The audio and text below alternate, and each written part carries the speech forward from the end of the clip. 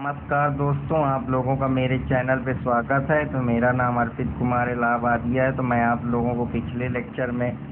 Communication से related कई सारी चीज़ें बताई थी, जहां मैं कम्युनिकेशन की इम्पोर्टेंस के बारे में आप लोगों को बताया था, टाइप ऑफ कम्युनिकेशन बताया था, कुछ बैरियर्स जो कम्युनिकेशन को जब हम एक दूसरे से बात करते हैं या अपने जो विचार होते हैं उनको साझा करते हैं तो उसमें एक अवरोध का रूप उत्पन्न करता है। तो उन सारी चीज़ों के बारे में मैं ऑलरेडी बात कर चुका था। तो आज हम 7C जो है कम्युनिकेशन के कि 7 कुछ एक सी हैं जो हम कम्युनिकेशन के बारे में बात करेंगे कि वो 7C कौन कौन से हैं जो कम्युनिकेशन को बेहतर बनाते हैं। तो जो पहला सी है वो कंटेंट की बात करता है। कंटेंट का मतलब ये है कि आप किस कंटेंट पे उसको यूज कर रहे हैं, आपके कम्युनिकेशन का मेन विषय क्या है जिसके बारे में आप अपने बारे में बताना चाहते हैं या अपने बारे में कंटेंट को डिलीवर करना चाहते हैं। दूसरा होता है कि कंटिन्यूटी, जो आप कम्युनिकेशन कर रहे हैं उसको तोड़े नहीं, उसको कंसिस्टेंटली परफॉर्म करते रहे, जिससे जो आपके कम्युनिकेशन है उसमें कोई अवरोध ना उत्पन्न हो और एक क्लियरिटी बनी रहे। तो जब क्लियरिटी बनी रहेगी तो स्वाभाविक से बात है कि आप किस विषय पे बात कर रहे हैं, आपका कंस्टेंट क्या है, फैमिली की बात कर रहे हैं कि पढ़ाई की बात कर रहे हैं कि एजुकेशन की बात कर रहे हैं या बिजनेस की बात कर रहे हैं, किस कंटेंट में बात कर रहे हैं, चैनल कौन सा है, किसके माध्यम से बात कर रहे हैं। वो चैनल हो सकता है टेलीविज़न हो, रेडियो हो, मास मीडिया हो या इलेक्ट्रॉनिक फॉर्म हो, कुछ भी हो सकता है। और उसमें एक विश्वसनीयता दिखनी चाहिए, क्रेडिबिलिटी होनी चाहिए कि हाँ हम ये विश्वास कर सकते हैं ये कि क्या जो कम्युनिकेशन है ये बहुत बेहतर है, इसमें कोई कमी नहीं है। और जब ये सारी चीज़ें हो जाएंगी तभी हम उस चीज़ को कैपेबल कर पाएंगे कि वो कैपेबल हो समझने का, जो आदमी हो वो समझे, सेंडर जो है, रिसीवर है, जो और भी लोग उस चैनल पे जुड़े हुए हैं या कम्युनिकेशन की जो चैनल है जिसके जरिए कम्युनिकेशन आगे बढ़ रही है उसमें कैपेबिलिटी होनी चाहिए, उसमें इतनी योग्यता होनी चाहिए कि हम उसको कंसिस्टेंटली, क्लियरिटी और कंटेंट के साथ बेहतर तरीके से समझ सकें। तो ये जो एक साइकिल है इसको हम 7C ऑफ कम्युनिकेशन के नाम से जानते हैं। तो आशा करता हूँ कि आप लोगों को पसंद आया होगा। मैं पिछले लेक्चर में कई सारे बैरियर के बारे में बताया था। मैं आप लोगों को बैरियर में साइकोलॉजिकल बैरियर के बारे में बताया था, जेंडर बैरियर के बारे में बताया था, पर्सनल बैरियर के बारे में बताया था, कई चीज़ों पर हमने बात करी थी। तो आज कुछ और बैरियर हैं जिनके बारे में मैं बात करूंगा कि अगर मान लीजिए आप कोई भी बातचीत कर रहे हैं या किसी भी चीज़ को अपनी भाषा का आदान प्रदान कर रहे हैं, कम्युनिकेशन एक दूसरे के साथ कर रहे हैं, बीच में कोई नॉइस कर दे या कुछ ऐसा शोर मचा दे तो स्वाभाविक सी बात है आपका जो कम्युनिकेशन है उसमें डिस्टरबेंस हो जाएगा, जो आर्ट साउंड है वो आपको प्रॉपर तरीके से नहीं सुनाई देगा। तो ये कम्युनिकेशन का एक नॉइस बैरियर भी हो सकता है। पर्सनल लेवल पे हो सकता है कि जो आदमी से आप बात कर रहे हैं वो रूड बिहेव करे, उसका एटीट्यूड बेहतर ना हो, वो डरे, उसके पास समय ना हो, जल्दी जल्दी करे या अवेयरनेस ना हो उस प्रॉपर चीज़ के लिए। तो ये भी एक कि आप सुपीरियर से बात नहीं करना चाहते हैं, उसकी अथॉरिटी से डरते हैं वो सुपीरियर के एटीट्यूड की वजह से, तो ये पर्सनल बैरियर का रूप ले लेता है। बैरियर इन सबॉर्डिनेट, मान लीजिए आपसे कोई छोटा आदमी आपके नीचे काम कर रहा है तो आप उससे बात नहीं करना चाहते, अपनी इच्छा नहीं जाहिर करना चाहते क्योंकि आपको लगता है कि यार ये तो सबॉर्डिनेट है, ये मेरे को क्या सिखाएगा, इससे मुझे कुछ कम्युनिकेट नहीं करना है ये पर। तो वो भी एक परेशानी का कारण बन जाता है। अब कम्युनिकेशन करते वक्त अगर बैरियर आ जाए, मान लीजिए आप इमोशनली किसी आदमी से बात न करना चाहते हो या कोई सुपीरियर आदमी है उसके सामने आप बात करने में डर रहे हो या हिचकिचा रहे हो या इमोशनली आप स्टेबल ना हो बात करने के लिए, आपके दिमाग में कोई साइकोलॉजिकल दबाव चल रहा हो या आप कोई और चीज़ पे इन्वॉल्व हो, तो ये भी सारी चीज़ें हैं जो कहीं ना कहीं कम्युनिकेशन को रोकती हैं, जिससे जो सेंडर रिसीवर है वो अपनी बात को नहीं रख पाता है। तो आशा करता हूँ कि आप लोगों को ये भी पसंद आया होगा। तीसरा बैरियर होता है सोशल साइकोलॉजिकल बैरियर, जहाँ आप सामाजिक चीज़ों पे या आपके मनोदशा क्या चल रही है, आपको कम्युनिकेशन को लेकर आपका एटीट्यूड कैसा है, आप कैसा सोचते हैं, किस चीज़ को आप कम्युनिकेट करते हैं, आपके इमोशन कैसे हैं, आप सैड हैं या आप दुखी हैं या आप हंस रहे हैं या आप जॉयफुल हैं, उस आधार पे भी डिपेंड करता है। अगर आप सैड है तो स्वाभाविक सी बात है आप बात नहीं करना चाहेंगे, परेशान होंगे, क्लोज माइंड आपका होगा। तो ये कुछ सारी चीज़ें हैं जो बैरियर कम्युनिकेशन के रूप में यूज होती हैं। जैसे कि हम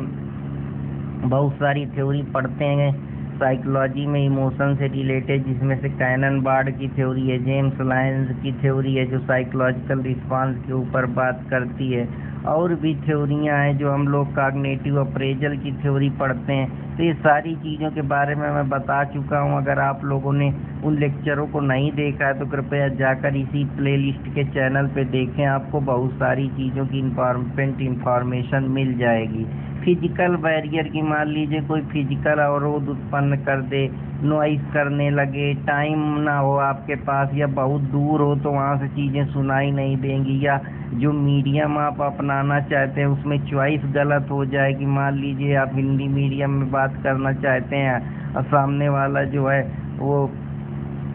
उस चीज़ को समझ ही नहीं रहा है, उसको इंग्लिश आती है, तो वहाँ जो मीडियम है वो डिफर कर जाएगा, तो आपकी कम्युनिकेशन में भी एक अवरोध उत्पन्न होगा, परेशानी उत्पन्न होगी। अब कुछ और है ये जो आपके उस पर डिपेंड करते हैं, जैसे मैं आप लोगों को एटीट्यूड ओपिनियन पे बताया, आपके इमोशन पे बताया कि आप उस समय कैसा सोच रहे हैं, नर्वस हैं, अफरेट हैं, एक्साइड हैं। जो इकमार्ड के आपको को मैंने प्रिंसिपल बताए थे वो आप उसको इस तरीके से लिंक कर सकते हैं। क्लोज माइंड है कि आप डीप कोई पक्षपात में है या आप कम्युनिकेट करने में अभी बेहतर नहीं महसूस कर रहे हैं, या आपको लगता है कि यार मैं उससे बेहतर जानता हूँ, आप अपने दिमाग में पहले से एक ऐसी इमेज बना के बैठे हैं। तो ये भी कुछ चीज़ें हैं जो आपको कम्युनिकेट करने पे एक बैरियर का रूप उत्पन्न करती हैं। तो आशा करता हूँ कि आप लोगों को ये भी समझ में आया होगा, और अगर समझ में आया तो कृपया चैनल को लाइक सब्सक्राइब करते रहें और अपने दोस्त अर्पित कुमार इलाहाबादिया को सपोर्ट करते रहें। अब सिमांटिक बैरियर होता है जहां आप किसी भी सिंबल के जरिए डिफरेंट मीनिंग देते हैं, कोई भी सिंबल को आप किसी अलग तरीके से देखते हैं, बार्डली किसी चीज़ को आप मैसेज के जरिए एक्सप्रेस करते हैं, या कोई ट्रांसलेशन करते वक्त कोई गलती हो जाती है, या जो आप दूसरे आपको बताना चाह रहे हैं आप उसको सही तरीके से क्लैरिफाई नहीं कर पाते हैं, या आपको कुछ जो लैंग्वेज पे बातचीत हो रही है, जो रिसीवर या ट्रांसमीटर के द्वारा बातचीत की जा रही है वो आपको समझ में नहीं आ रही, क्योंकि आप उस लैंग्वेज में स्पेशलिस्ट नहीं है। तो जब आप उस लैंग्वेज ही को नहीं जानेंगे तो इस तरीके के भी जो अवरोध उत्पन्न हो जाते हैं उनको हम सेमांटिक बैरियर के नाम से जानते हैं। तो आशा करता हूँ कि आप लोगों को ये भी पसंद आया होगा। अब मान लीजिए आप महाराष्ट्र के हैं, कोई यूपी का है, कोई राजस्थान का है, तो वो जो लैंग्वेज के आधार पे वो एक दूसरे की स्पीकर की बात नहीं समझ पा रहे हैं, या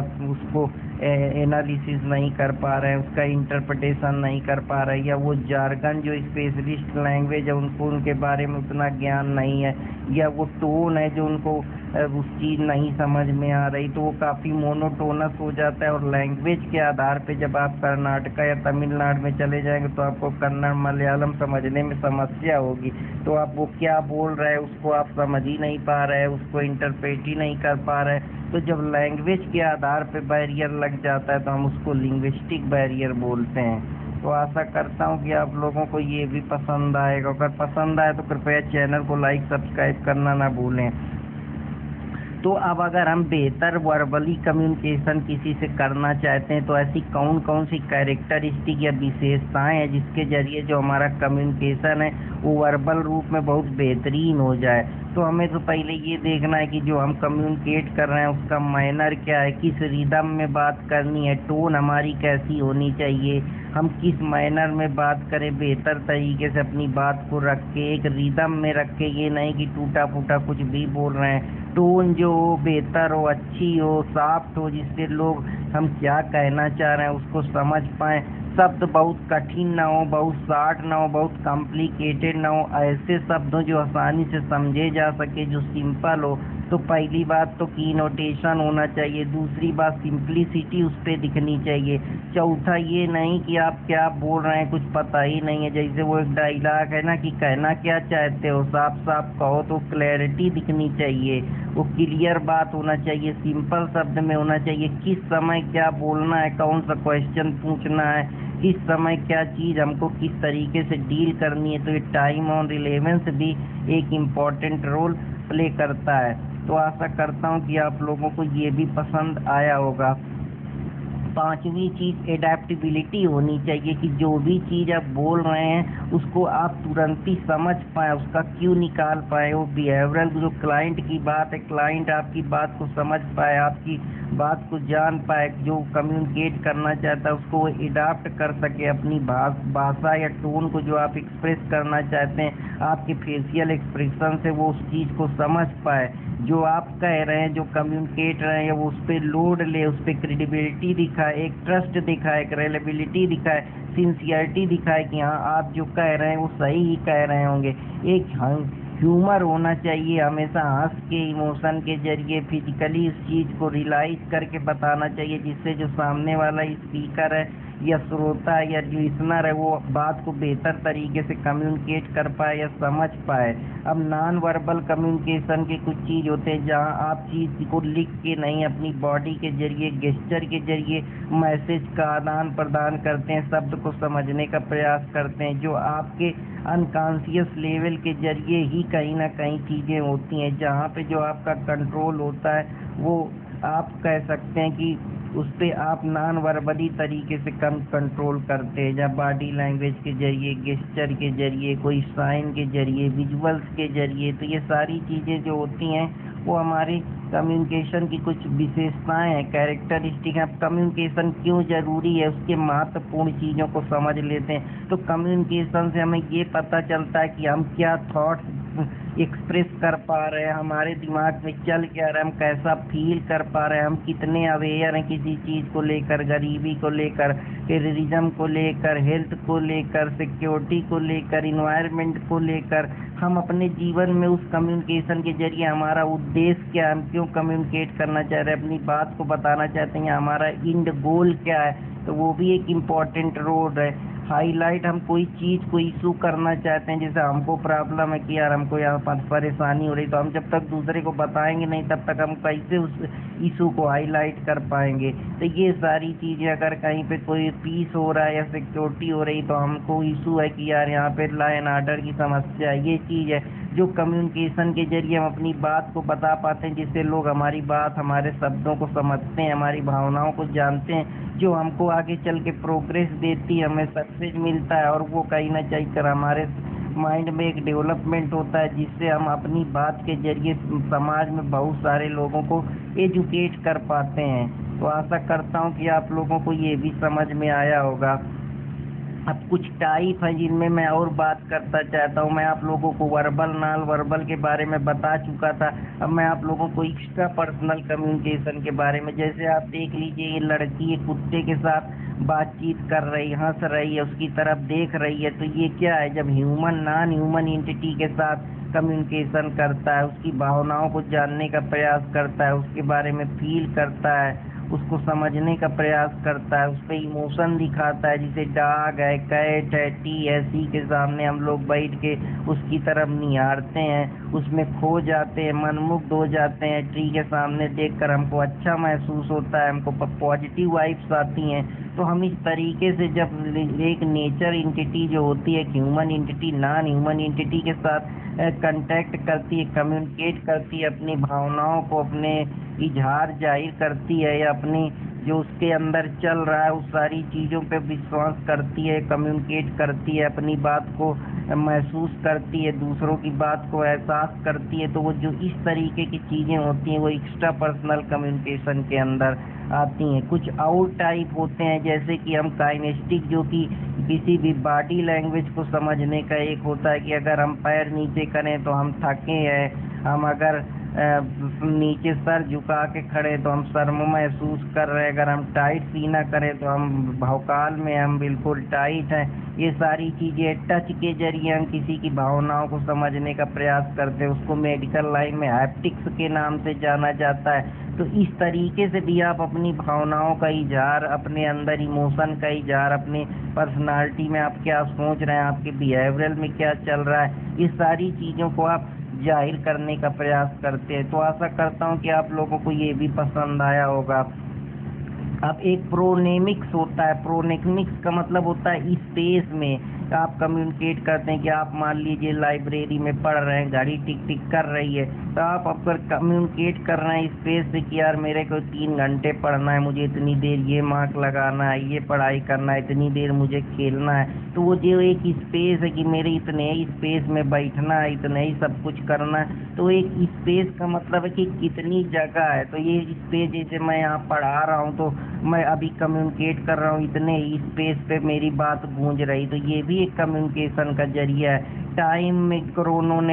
क्रोनोनेमेटिक्स बोलते हैं टाइम को, कि अगर रात को आप कम्युनिकेट कर रहे हैं, कि दिन को कर रहे हैं, कि सुबह कर रहे हैं, कि शाम कर रहे हैं, ये तरीके से टाइम है। 4 बजे कर रहे हैं, 5 बजे कर रहे हैं, 10 बजे कर रहे हैं, तो ये जो चीज़ें होती हैं वो भी कम्युनिकेशन का हिस्सा होती हैं। आर्टिफैक्ट होता है कि बस आप मुस्कुरा रहे हैं, देख रहे हैं, या अपनी वोकल का यूज कर रहे हैं, जिसको पैरालिंग्विस्टिक बोला जाता है। तो इस तरीके से भी हम कम्युनिकेट करते हैं, ये भी कुछ टाइप है। अपने फेस का यूज करके, फेशियल एक्सप्रेशन के जरिए अपनी भावनाओं का आदान प्रदान, हंस रहे हैं, मुस्कुरा रहे हैं, चिंतित हैं, थोड़ा परेशान है, मुँह ऊपर को उठा रहे हैं, हंस रहे हैं, तो ये सारी चीज़ें भी कम्युनिकेशन के अंदर आती। जब किसी से बात करते हैं तो टाइट आई कांटेक्ट करते हैं, जिससे आपका कॉन्फिडेंस झलकता है कि हाँ आप जो बात कर रहे हैं वो दूसरे उस बात को समझ पा रहे हैं। तो आई कांटेक्ट भी एक इम्पॉर्टेंट मुद्दा है जो हमारा कम्युनिकेशन के टाइप्स के अंदर आता है। अपीयरेंस, आप कैसे दिखते हैं, कैसे खड़े होते हैं, कैसे बोलते हैं, किस तरीके से अपने बॉडी को कैरी करते हैं, बॉडी का पोस्चर क्या है, किस पोजीशन पे आप खड़े हैं, कैसे आप अपने आप को कैरी करते हैं। तो ये जो सारी चीज़ें वो भी कहीं ना कहीं आपको ये दिखाती हैं कि आप अपने अंदर से ये कम्युनिकेट करते हैं नॉन वर्बली तरीके से। या ग्रुप में जब आप कम्युनिकेट करते हैं तो उसमें ग्रुप में जब कम्युनिकेशन होता है 2 लोगों के बीच, या ग्रुप में या फेस टू फेस कम्युनिकेट करते हैं, वीडियो कॉन्फ्रेंसिंग के जरिए ग्रुप में कन्वेंट करते हैं, या वॉइस कॉल के जरिए करते हैं, या ईमेल, ऑडियो, वीडियो मैसेज का यूज करके करते हैं, या अपने दोस्त यार गर्लफ्रेंड को टेक्स्ट मैसेजिंग करते हैं। तो ये सारी चीज़ें जब एक आदमी ग्रुप में कई सारे लोगों के साथ मिलकर कोई पर्सनल मीटिंग आप जूम में कर रहे हैं, कहीं कॉन्फ्रेंस हॉल में बहुत सारे लोगों को आप डील कर रहे हैं, जैसे संदीप माहेश्वरी का शो हो गया, बड़ा बिजनेस अभिनव बिंद्रा का हो गया, या कॉन्फ्रेंस हॉल में कोई आदमी है जो बड़े बड़े मोटिवेशन स्पीकर होते हैं, डिजिटल मीडियम के जरिए या वीडियो कॉन्फ्रेंसिंग के जरिए, जैसे अभी मोदी जो है इमरजेंसी मीटिंग ले रहे हैं अभी पहलगांव के अटैक में, तो ये कम्युनिकेट ही तो कर रहे हैं। डायगनल कम्युनिकेशन एक होता है। डायगनल कम्युनिकेशन का मतलब ये होता है कि जब आप डायगनली, मैनेजर जो है वो जो छोटे लोग होते हैं या नीचे के लोग होते हैं डिपार्टमेंट के, डिफरेंट डिपार्टमेंट के, उनसे बातचीत करता है, रिपोर्ट लेता है। हायरार्किकल लेवल एक सेट है कि ये टॉप लेवल है, ये मिडिल लेवल है, ये सुपरवाइजरी लेवल है। तो डायगनली जब हम कम्युनिकेशन करते हैं कि स्टाफ मेंबर या डिफरेंट डिपार्टमेंट के साथ जो हेड होता है, मैनेजर टॉप लेवल का, वो डायगनली जब कांटेक्ट करता है, कम्युनिकेट करता है, बातचीत करता है, तो हम उसको डायगनल कम्युनिकेशन के नाम से बोलते हैं। अब आप लोगों को कम्युनिकेशन बैरियर के बारे में बता ही चुका हूँ कि जो आप कम्युनिकेट करते हैं, अगर वो आदमी उसकी भाषा को न समझ पाए, रिसीवर उसको पूरी तरीके से उस आइडिया को न समझ पाए, जैसे आप 6 बोल रहे हैं वो 9 समझ ले, तो ये सारी चीज़ें, या जो आप वर्ड बोल रहे हैं उसका कोई अलग मीनिंग निकाल दे, आप बैट बोल रहे हैं चमगादड़ को समझने वाला क्रिकेट बैट समझ ले, तो ये भी जो कम्युनिकेशन के बीच में बैरियर होता है, जो कहीं ना कहीं जो कम्युनिकेशन है उसमें मिसकम्युनिकेशन उत्पन्न कर देता है, जो कहीं ना कहीं फेल्योर का कारण बन जाती है। तो आशा करता हूँ कि आप लोगों को ये भी पसंद आया होगा। अब कम्युनिकेशन में एक अपवर्ड कम्युनिकेशन होता है, एक डाउनवर्ड कम्युनिकेशन होता है। डाउनवर्ड कम्युनिकेशन में ये होता है जब हम नीचे की तरफ जाते हैं, जैसे हम टॉप लेवल से मिडिल लेवल में आए, फिर लो लेवल मैनेजमेंट में आए, फिर सुपरवाइजरी लेवल में आए, तो हम क्या कर रहे हैं, हम ऊपर से नीचे की तरफ कम्युनिकेट कर रहे हैं। जो बड़ा बॉस है, जैसे जो सीईओ है कंपनी का, वो अपने कर्मचारियों से कांटेक्ट कर रहा है, कम्युनिकेट कर रहा है, अपनी डिसीजन ले रहा है, इंफॉर्मेशन प्रॉपर हो रहा है। तो जो फ्लो ऑफ इंफॉर्मेशन हो रहा है वो हायर अथॉरिटी से लोअर अथॉरिटी की तरफ जा रही है। तो जो इस तरीके की, चाहे वो कोई पॉलिसी से रिलेटेड हो या जॉब का इंस्ट्रक्शन देना हो या कोई ऑर्डर हो, तो वो सारी चीज़ें जो होती हैं वो डाउनवर्ड फ्लोटिंग मैसेज के जरिए जाती हैं, तो उसको हम डाउनवर्ड कम्युनिकेशन के नाम से जानते हैं। अपवर्ड कम्युनिकेशन का मतलब होता है जब हम नीचे से ऊपर की ओर इंफॉर्मेशन फ्लो करते हैं। जैसे अब कोई एम्प्लॉई को अपने मालिक को कोई चीज़ बताना है कि वहाँ कोई प्रोडक्शन की कमी है, वहाँ प्रॉपर रिसोर्स नहीं है, वहाँ प्रॉपर मैनेजमेंट कैसे देखना है, कितना उनको रिसोर्स उपलब्ध कराना है, कौन कौन सी मशीनरी खराब है या कोई इशू है नीचे। तो जब वो इंफॉर्मेशन को ऊपर ले जाते हैं, जैसे वर्कर लो लेवल से, मॉडर्न लेवल से, मैनेजमेंट से लेकर हायर लेवल तक जब बात पहुंचती है, जब सबऑर्डिनेट जो है अपने सुपीरियर को कोई इंफॉर्मेशन देता है या कोई प्लानिंग बताता है, या जो हम कह सकते हैं लोअर लेवल से जब एम्प्लॉय हायर लेवल मैनेजर के पास कोई इंफॉर्मेशन फ्लो होती है, तो हम उसको कहते हैं, जैसे कंपनी में कितना काम हो रहा है उसकी रिपोर्ट देना है, कोई फीडबैक देना है, या कंपनी कैसा परफॉर्म कर रही है नीचे के लेवल में, किस प्रकार से प्रोडक्शन कितना लगाना है, कितनी इंस्टॉल कैपेसिटी है, ये सारी चीज़ें हैं, कितना प्रोडक्शन करना है। तो ये सब जो एम्प्लॉय होते हैं वो अपने मैनेजर को ऊपर इंफॉर्मेशन शो करते हैं, बताते हैं, कम्युनिकेट करते हैं, अपने संचार का आदान प्रदान करते हैं, तो वो अपवर्ड कम्युनिकेशन के अंदर आती है। हॉरिजॉन्टल कम्युनिकेशन को देखते हैं। हॉरिजॉन्टल कम्युनिकेशन का मतलब ये होता है जब हम कोई इंफॉर्मेशन को हॉरिजॉन्टली पास करते हैं कि एक डिवीजन से दूसरे यूनिट के डिवीजन पे सेम लेवल ऑर्गेनाइजेशन में। तो जैसे हम पीयर टू पीयर कम्युनिकेशन करते हैं, बहुत सारे लोग होते हैं हमारे कंपनी में कि ये टीचर है, हम उससे जब बात कर रहे हैं, या मैनेजर है वो प्रोडक्शन डिपार्टमेंट से बात कर रहा है, फिर प्रोडक्शन डिपार्टमेंट वाला परचेजिंग मैनेजर से बात कर रहा है, फिर परचेजिंग मैनेजर जो है वो शिप वाले मटेरियल से बात कर रहा है। तो जब हॉरिजॉन्टली एक ही लाइन में हम कोई कम्युनिकेट करते हैं, बात का आदान प्रदान करते हैं, आगे पीछे करते हैं, तो ये जो इस प्रकार की कम्युनिकेशन होती है हम उसको हॉरिजॉन्टल कम्युनिकेशन के नाम से जानते हैं। तो आशा करता हूँ कि आप लोगों को ये भी पसंद आया होगा। अगर पसंद आया तो कृपया चैनल को लाइक सब्सक्राइब करते रहें और अपने दोस्त अर्पित कुमार इलाहाबादिया को सपोर्ट करते रहें। तो